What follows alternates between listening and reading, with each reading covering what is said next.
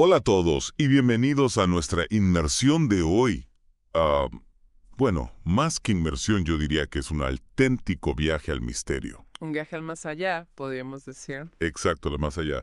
Pero no al que todos pensamos, no, no. Hoy vamos a hablar del purgatorio, de ese lugar intermedio entre el cielo y el infierno. Un lugar de que en realidad sabemos muy poco. Sí, la verdad es que cuando empecé a investigar sobre el tema, me sorprendió mucho descubrir lo difuso que es el concepto. Es curioso, ¿verdad? Si nos vamos a los primeros textos religiosos, no encontramos una descripción clara del purgatorio, es como si hubiera aparecido de repente. Eso es lo que me intriga.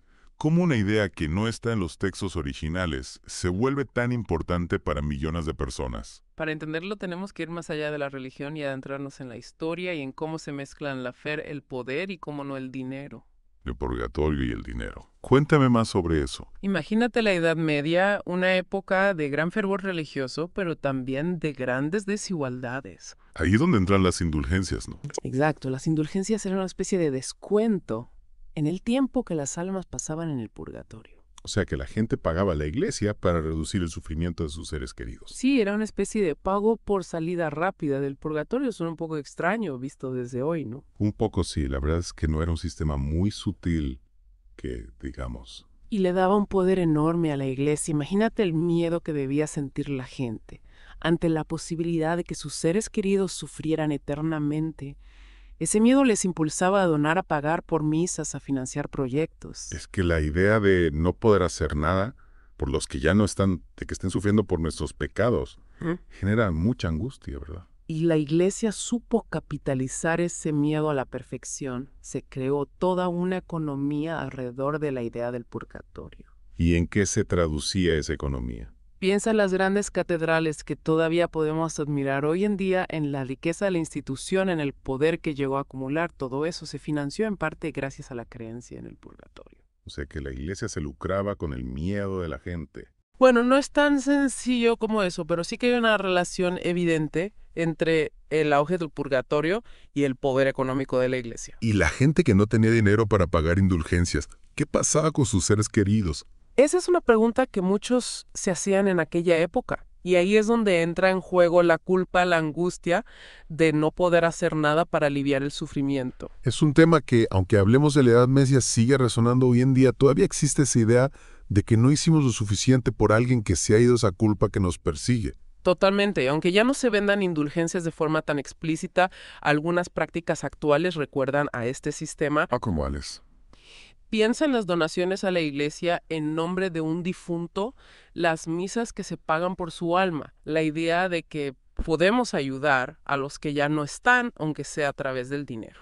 Es fascinante cómo una idea que en principio no tiene un fundamento claro en los textos sagrados ha logrado arraigarse de tal manera en nuestra cultura. Y nos lleva a una pregunta fundamental. ¿Es el purgatorio una cuestión de fe genuina o una construcción diseñada para generar control e ingresos? Esa es la gran pregunta, ¿verdad? Porque si miramos la historia, vemos que la idea del purgatorio se formaliza justo cuando la iglesia necesitaba más recursos cuando su poder se expandía. No podemos afirmarlo categóricamente, pero desde luego es una coincidencia que invita a la reflexión. Y es en este contexto donde surgen figuras como Martín Lutero que desafiaron abiertamente la idea del purgatorio. Lutero y otros reformadores criticaron duramente la venta de indulgencias. Argumentaban que la salvación no se puede comprar, que es un don gratuito de Dios. Exacto, para Lutero, la Biblia no ofrecía ninguna base para la existencia del purgatorio. Es increíble cómo una sola persona pudo desafiar una idea tan arraigada y cambiar el curso de la historia. Lutero fue una figura clave en la Reforma protestante y su crítica al purgatorio fue fundamental.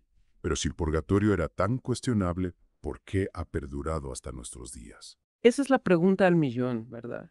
Tal vez la idea del purgatorio ofrece un consuelo, una esperanza para aquellos que han perdido a seres queridos. O tal vez sea la fuerza de la tradición, la inercia de una idea que se ha integrado en nuestra cultura. Sea como sea, la historia del purgatorio nos muestra cómo las ideas, la fe y el poder se entrelazan para crear narrativas que influyen en la vida de millones de personas. Y eso nos lleva a la siguiente parte de nuestra inmersión. ¿Cómo ha impactado la idea del purgatorio en el plano psicológico a lo largo de la historia? Un tema apasionante sin duda, Volvemos enseguida después de la pausa. porque la idea del purgatorio, con ese sufrimiento para purificarte, bueno, pues puede crear una carga emocional muy fuerte. Claro, es que imagínate a tus seres queridos sufriendo en el purgatorio, expiando sus pecados. Tiene que ser una idea muy angustiosa. Totalmente. Y esa angustia, ese miedo se puede usar como un arma para controlar a la gente, para que se comporten de cierta manera, para que obedezcan. Es como si el miedo al purgatorio fuera una forma de presión para que la gente hiciera lo que la iglesia quería. Exacto. Y no solo eso, también puede generar muchísima culpa esa sensación de no haber hecho lo suficiente por los que ya no están. Es como si el purgatorio te cargara con una responsabilidad enorme, una cara que a veces puede ser insoportable. Y esa carga, esa responsabilidad puede llevar a la gente a tomar decisiones irracionales, a actuar por miedo en vez de por convicción. Por ejemplo, donar grandes cantidades de dinero a la iglesia con la esperanza de aliviar el sufrimiento de un ser querido. O incluso renunciar a tu propia felicidad, vivir en penitencia con la idea de que así puedes comprar la salvación. La verdad es que es un tema que te hace pensar mucho sobre la naturaleza humana, ¿no? Sobre nuestros miedos, nuestras creencias y lo fácil que es manipularnos. Sin duda, y también sobre la importancia de la libertad individual de poder cuestionar las ideas preconcebidas y buscar tu propio camino. Porque al final lo que importa es vivir con conciencia, con honestidad, sin dejarnos arrastrar por el miedo o la manipulación. Totalmente. Y eso implica cuestionar lo que nos han enseñado, analizarlo con una mirada crítica y buscar tu propia verdad. Y ya que hablamos de cuestionar ideas, no podemos olvidarnos de los que se atrevieron a desafiar la doctrina del purgatorio, como Martín Lutero. Él se enfrentó a la Iglesia y defendió otra forma de ver la fe. Lutero fue clave en la Reforma Protestante y su crítica al purgatorio fue fundamental para el desarrollo de nuevas formas de entender la religión. Lutero decía que la Biblia no hablaba del purgatorio, que la Iglesia lo había inventado para su propio beneficio. Y no solo eso, también criticó la venta de indulgencias, decía que la salvación no se puede comprar, que es un regalo de Dios. Sus ideas cambiaron la forma de entender la fe y tuvieron un impacto enorme en la historia de Europa. Y aunque la Reforma Protestante se centró en el norte de Europa, sus ideas se extendieron por todo continente desafiando el poder de la Iglesia Católica. Y lo curioso es que a pesar de la Reforma, a pesar de las críticas de Lutero y otros pensadores, la idea del purgatorio ha llegado hasta nuestros días. Es verdad, y eso nos hace preguntarnos, ¿por qué una idea tan controvertida ha resistido el paso del tiempo? Tal vez porque ofrece consuelo a los creyentes, una esperanza de que la muerte no es el final, de que hay una posibilidad de redención después de la vida. O quizás porque la idea del purgatorio está tan arraigada en la cultura religiosa que es difícil cuestionarla aunque no tenga una base sólida. Sea como sea, purgatorio sigue siendo un tema que genera debate, una idea que nos interpela y nos hace reflexionar sobre nuestra propia fe, sobre la vida y la muerte, sobre la naturaleza humana y la búsqueda de la verdad. Y por eso es tan importante seguir hablando de ello, seguir cuestionando, seguir buscando respuestas, porque la fe, como la vida, es un viaje constante, un camino de aprendizaje y transformación. Un camino que no siempre es fácil, pero que nos lleva a descubrir quiénes somos y qué es lo que realmente importa. Y hablando de descubrir, ¿te has fijado en cómo se usa el lenguaje para reforzar la idea del purgatorio? Claro, la forma en que se habla del purgatorio, las imágenes que se utilizan para describirlo, fuego purificador, sufrimiento expiatorio, deudas que hay que saldar. Un lenguaje muy fuerte que apela directamente a las emociones. Es verdad, y ese lenguaje, esas imágenes se te quedan grabadas en el subconsciente y generan miedo, culpa, la necesidad de hacer algo para evitar ese sufrimiento. Es como si te metieran la idea del purgatorio en la cabeza sin que te des cuenta. Exacto, y lo curioso es que ese lenguaje no solo se usa en los textos religiosos o los sermones, también está presente en la cultura popular, en el arte, en la literatura. En todas partes. Películas, cuadros, novelas, es que está por todas partes. Y eso normaliza la idea, la hace parecer real. Totalmente, y eso hace que sea mucho más difícil cuestionarla porque ya forma parte de nuestra cultura y por eso es tan importante pensar críticamente, analizar las cosas desde distintos puntos de vista. Porque al final la verdad no está solo en las palabras, sino en la búsqueda personal, en el análisis. Y en este caso esa búsqueda nos lleva a cuestionar no solo la idea del purgatorio, sino todo el sistema que la sostiene. Un sistema que se basa en el miedo, en la culpa, en la necesidad de control.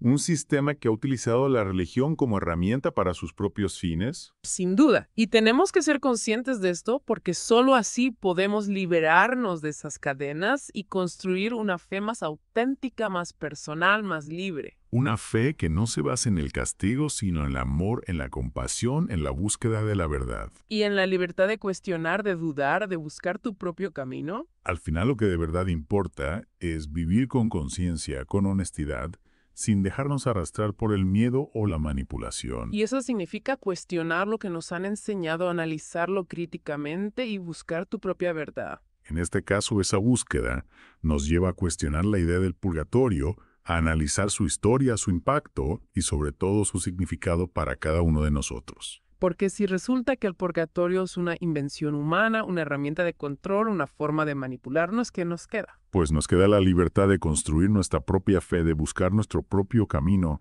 hacia la verdad sin miedo, sin culpas. Y esa es la mayor lección que podemos sacar de todo esto, la importancia de la libertad de pensar por nosotros mismos, de cuestionar lo establecido y de buscar la verdad. Pues yo creo que con esto hemos llegado al final de nuestra inmersión. Ha sido un viaje fascinante, lleno de preguntas, de ideas, que nos hace replantearnos muchas cosas. La verdad es que sí, y lo más importante es que este viaje no termina aquí, la reflexión. La búsqueda de la verdad es algo que nos acompaña siempre. Os animo a seguir investigando, a seguir cuestionando, a seguir buscando respuestas y sobre todo a no tener miedo de dudar, de cambiar de opinión, de construir vuestro propio camino. Porque al final la verdad no es algo que te dan hecho, sino algo que construyes con la experiencia, la reflexión y el diálogo. Muchas gracias por acompañarnos en esta inmersión. Esperamos que os haya gustado tanto como nosotros. Hasta la próxima.